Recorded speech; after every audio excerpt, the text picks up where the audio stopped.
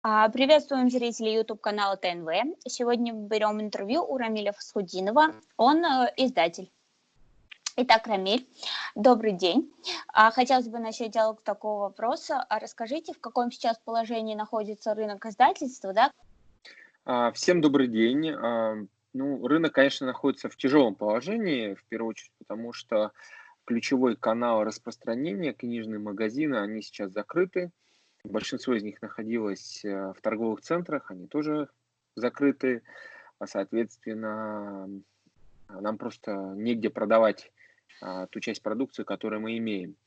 Определенный канал продаж в интернете у нас существует, но он, к сожалению, не перекрывает, рост продаж в нем не перекрывает те потери, которые мы понесли за счет закрытия книжных магазинов. Естественно, это еще привело к тому, что образуются кассовые разрывы, ведь мы не можем одномоментно остановиться там и отменить все, что было. Многие наши заказы на книги были в типографии отправлены еще в феврале, в начале марта, когда мы не ожидали такое развитие событий, причем настолько быстро. И, конечно, это приводит к тому, что книги приходят, но девать их некуда, продавать их, деньги за них нужно уже будет отдавать в ближайшее время, а денег получить неоткуда, к сожалению, поэтому такая тяжелая ситуация. С одной стороны, наше издательство, конечно, входит в крупный холдинг, и в этом есть свои преимущества, Эксмо СТ холдинг, но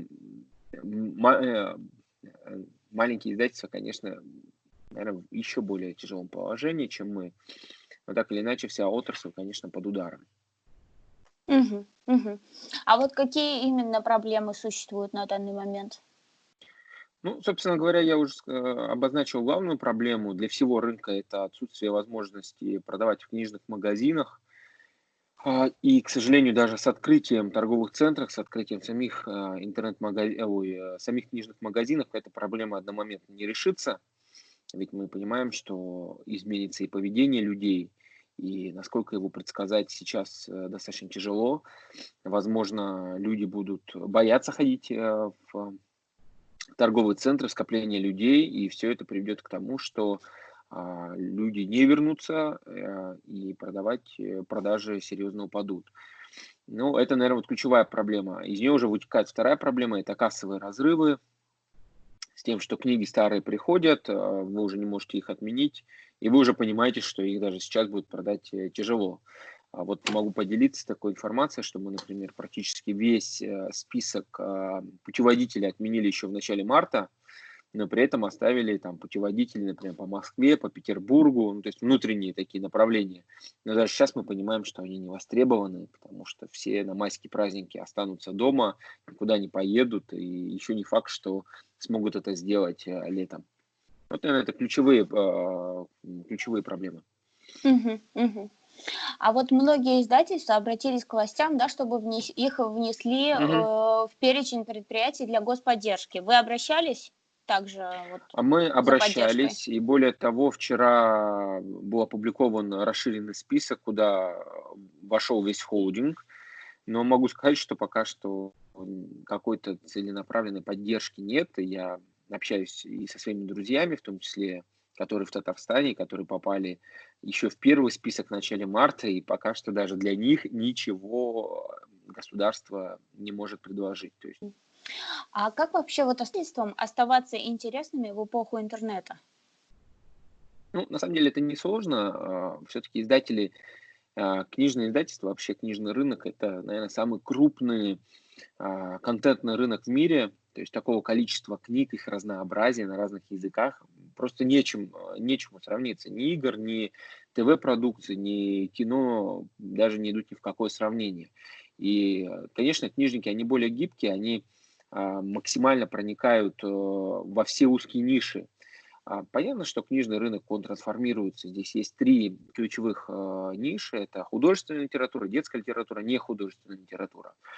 Как раз страдает, наверное, больше всего художественная литература, потому что фактически это рынок развлечений, который захватывает, вернее, соревнуется вместе с теми же самыми играми, с фильмами, такое достаточно жесткое противостояние. Детская литература, мы все понимаем, что какие бы ни были гаджеты замечательными, книга остается хорошим форматом для ребенка, для взаимодействия с ребенком, для обучения чему-то. И, собственно говоря, дарит определенные эмоции, с которыми, наверное, все другие вещи не могут сравниться. Ну и нехудожественная литература, в которой мы специализируемся, тоже нужно понимать, что книга в большинстве случаев это релевантный источник информации в глазах людей. То есть в интернете огромное количество информации. То есть если вы сейчас наберете, например, ну, там, не знаю, как посадить помидор, вы найдете 10 разных сайтов, кому доверять, какие помидоры, как под себя адаптировать. Да? Книга это все-таки набор хорошей, уже сконцентрированной информации. Плюс часто в книгах все-таки даны в большинстве случаев какие-то уже проверенные рецепты, чей-то оформленный опыт. И даже если вы понимаете, что не всегда к вам релевантны, те люди, ради которых вы купили эту книгу, там автор для вас известный, например, да, вы ему доверяете, это тоже трансформируется в том, что вам просто нужна его книга. Ну и не нужно забывать, что книга это еще и некий офлайн продукт, то есть все, что в интернете, это эфемерно. А многим людям нужен какой-то реальный источник любви, скажем так, выражение своей признательности какому-то человеку либо группе. Ну, я для примера самый простой возьму, например, есть такая корейская популярная группа BTS, которая безумно популярна в нашей стране, там просто миллионные поклонницы и поклонники, и практически ничего нет официального, что можно купить в России. Поэтому биография по группе BTS, а их сейчас очень много, это один из самых востребованных продуктов, потому что это тот шанс хотя бы немножечко получить от своих кумиров у себя дома.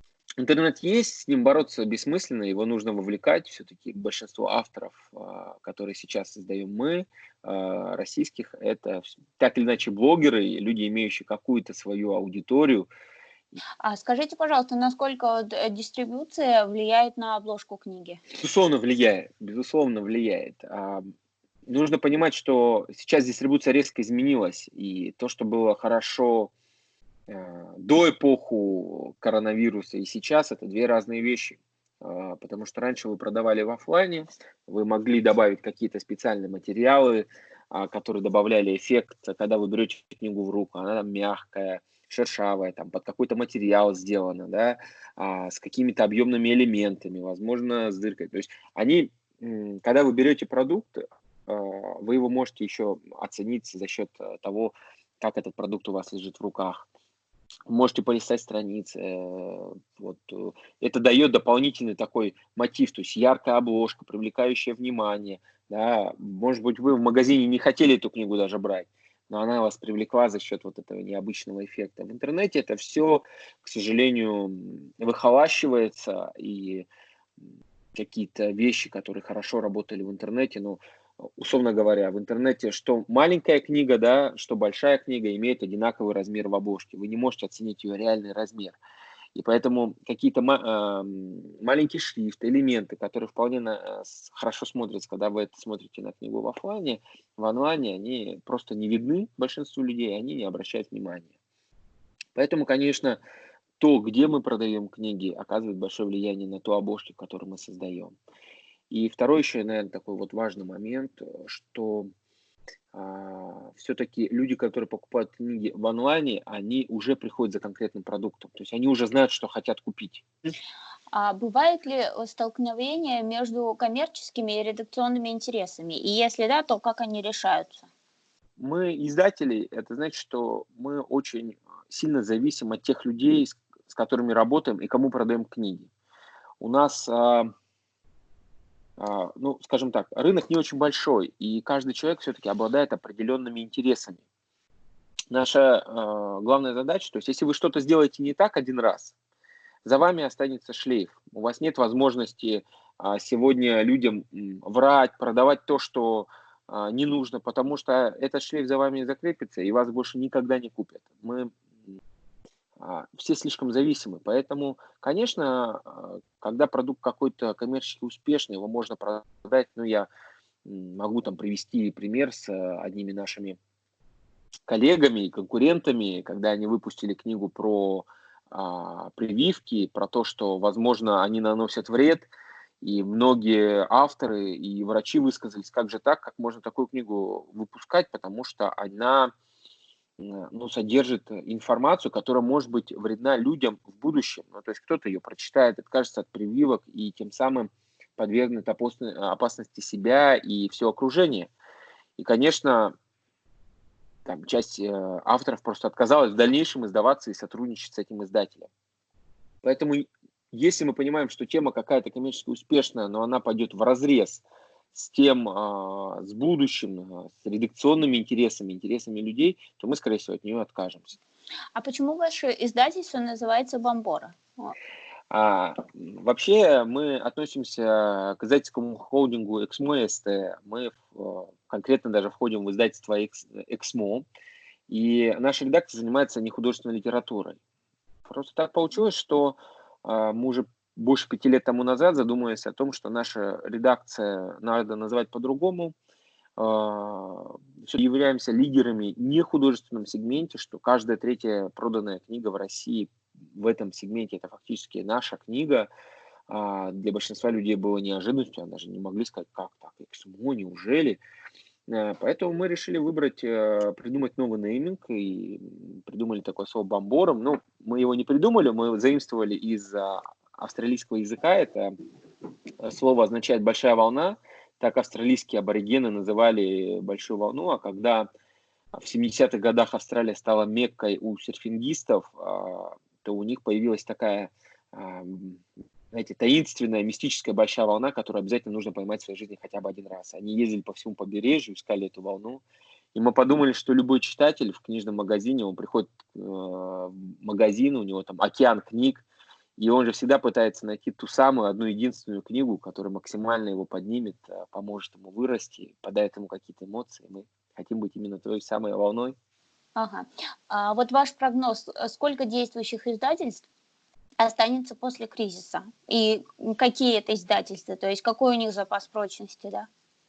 Ну, смотрите, очень тяжело рассуждать, потому что никто из нас с вами не знает, а когда закончится карантин. И даже если он закончится, не начнется ли он через 3 месяца заново, осенью, когда снова появится сезонный грипп опять будут ослаблены организмы.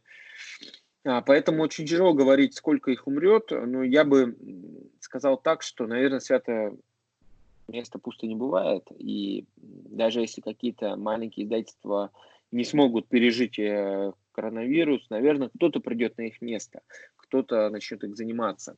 Крупнейшие издатели наверняка останутся, то есть это Эксмо, АСТ, это Ман Иванов Фербер, это Альпина, это Азбука и множество там издательств второго и третьего уровня.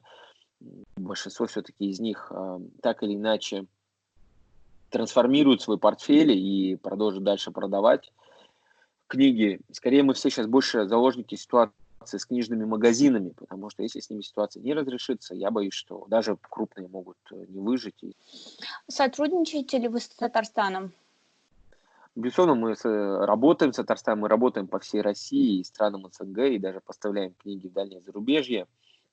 У вас есть две сети, это, собственно говоря, Аист и Дом книги. Соответственно, мы все наши книги, ну не все, но большинство книг можно найти в этих магазинах. Расскажите, пожалуйста, о себе, как складывалась ваша карьера издателя, когда вы стали издателем? Ну, вообще я из города Вятские Поляны, Кировская область, что находится в 3,5 часах езды на электричке из Казани.